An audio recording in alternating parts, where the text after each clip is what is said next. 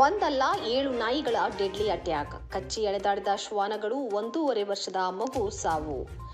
ನಿದ್ದೆಯಿಂದ ಎದ್ದು ಹೊರಗಡೆ ಬಂದ ಮಗುವಿನ ಮೇಲೆ 6-7 ಬೀದಿ ನಾಯಿಗಳು ದಾಳಿ ನಡೆಸಿದ್ದು, ಶ್ವಾನಗಳ ಭೀಕರ ದಾಳಿಗೆ ಮಗುವಿನ ಜೀವವೇ ಹೋಗಿದೆ.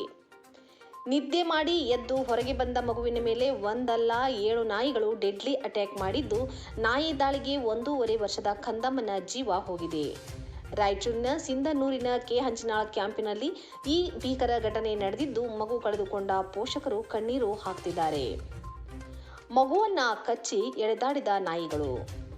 ರಾಯಚೂರಿನ ಸಿಂಧನೂರಿನ ಕೆ ಹಂಚಿನಾಳ ಕ್ಯಾಂಪಿನ ಮನೆಯ ಮುಂದೆಯೇ ಬೀದಿ ನಾಯಿಗಳು ದಾಳಿ ಮಾಡಿದ್ದು, ಮಗುವನ್ನು ಎಲ್ಲೆಂದರಲ್ಲಿ ಕಚ್ಚಿ ಎಳೆದಾಡಿವೆ.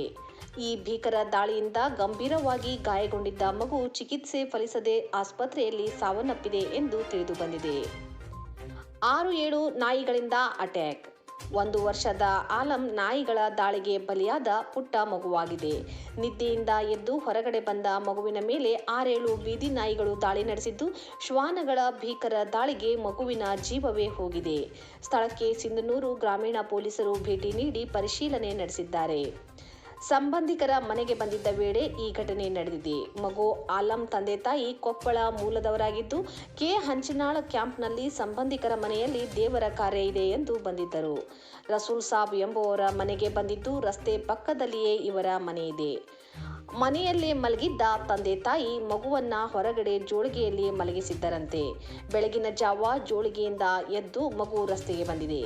ಆ ವೇಳೆ ಬೀದಿ ನಾಯಿಗಳು ದಾಳಿ ಮಾಡಿದ್ದು, ಮನೆಯಲ್ಲಿ ಎಲ್ಲರೂ ಮಲಗಿದ್ದ ವೇಳೆ ಈ ಘಟನೆ ನಡೆದಿದೆ ಎಂದು ತಿಳಿದು ಬಂದಿದೆ.